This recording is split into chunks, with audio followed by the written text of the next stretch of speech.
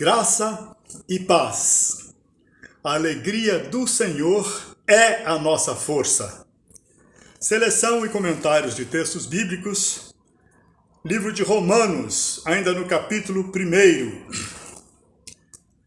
Paulo anseia visitar a igreja em Roma. Antes de tudo, sou grato a meu Deus, mediante Jesus Cristo, por todos vocês, porque em todo o mundo está sendo anunciado a fé que vocês têm. Deus a quem sirvo de todo o coração, pregando o evangelho de seu Filho, é minha testemunha de como sempre me lembro de vocês em minhas orações. E peço que agora, finalmente, pela vontade de Deus, seja-me aberto o caminho para que eu possa visitá-los. Anseio vê-los, a fim de compartilhar com vocês algum dom espiritual, para fortalecê-los. Isto é, para que eu e vocês sejamos mutuamente encorajados pela fé. Quero que vocês saibam, irmãos, que muitas vezes planejei visitá-los, mas fui impedido até agora. Meu propósito é colher algum fruto entre vocês, assim como tenho colhido entre os demais gentios. Sou devedor tanto a gregos como a bárbaros, tanto a sábios como a ignorantes. Por isso, estou disposto a pregar o evangelho também a vocês que estão em Roma. Não me envergonho do evangelho, porque é o poder de Deus para a salvação de todo aquele que crê. Primeiro do judeu, depois do grego. Porque no evangelho é revelada a justiça de Deus, uma justiça que do princípio ao fim é pela fé. Como está escrito, o justo viverá pela fé. A ira de Deus contra a humanidade.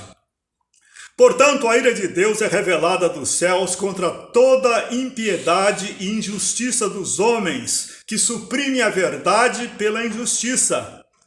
Pois o que de Deus se pode conhecer é manifesto entre eles, porque Deus lhes manifestou.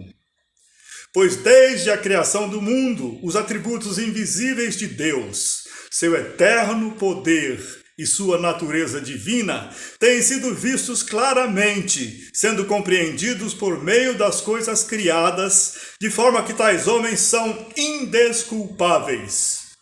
Porque, tendo conhecido a Deus, não o glorificaram como Deus, nem lhe renderam graças, mas os seus pensamentos tornaram-se fúteis, e o coração insensato deles obscureceu-se.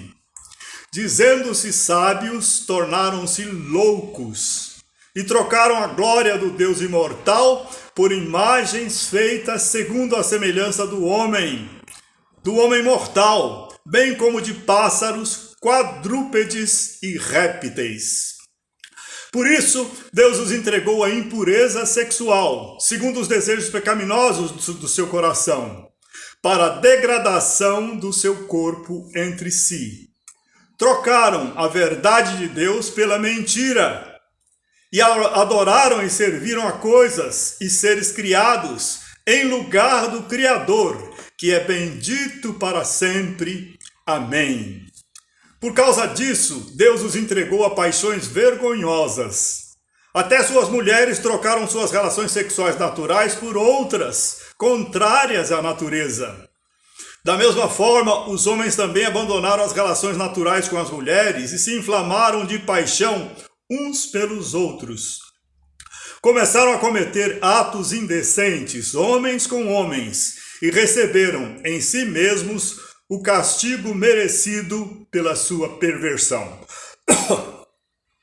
Além do mais, visto que desprezaram o conhecimento de Deus, ele os entregou a uma disposição mental reprovável para praticarem o que não deviam.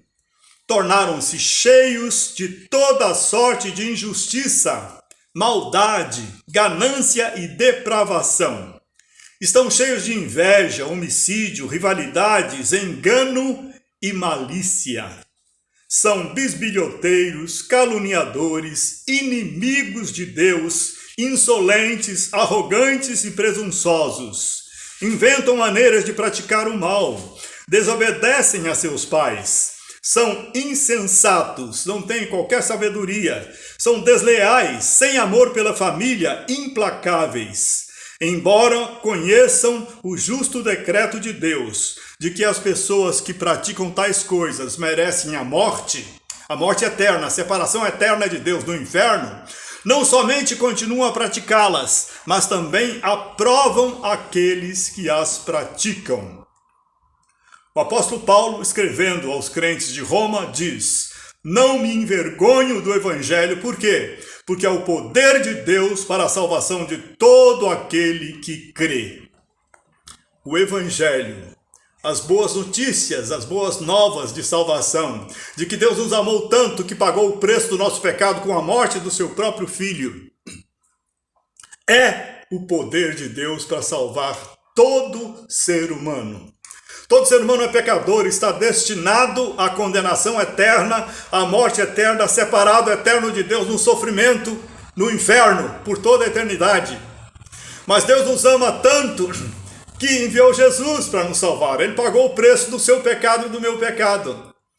Então, você que é cristão, não se envergonhe de pregar o evangelho.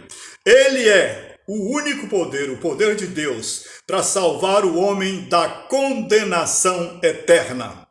Você está vivo, eu estou vivo, para sermos instrumentos da pregação desse evangelho, para sermos instrumentos da salvação de vidas, para que elas possam ir para o céu, gozar a eternidade com Deus, com seus santos, com Jesus, com o Espírito Santo e com todos os irmãos amados em Cristo Jesus. Aleluia! É pela fé que nós vivemos. Louvado seja Deus. E aí Paulo mostra a profunda, imensa, terrível degradação do ser humano. O pecado invadindo toda a natureza dos seres humanos, filhos de Adão e Eva, pecadores. E ele diz que esses pecados terríveis de ordem sexual são fruto da idolatria.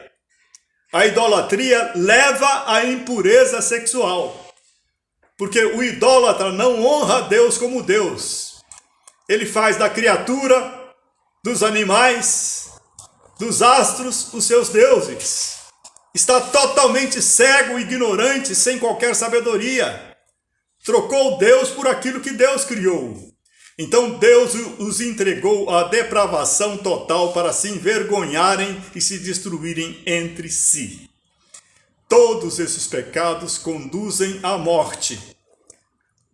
A morte espiritual, a morte eterna, a segunda morte, a separação eterna do Deus que te criou e que te ama, do Deus que é amor.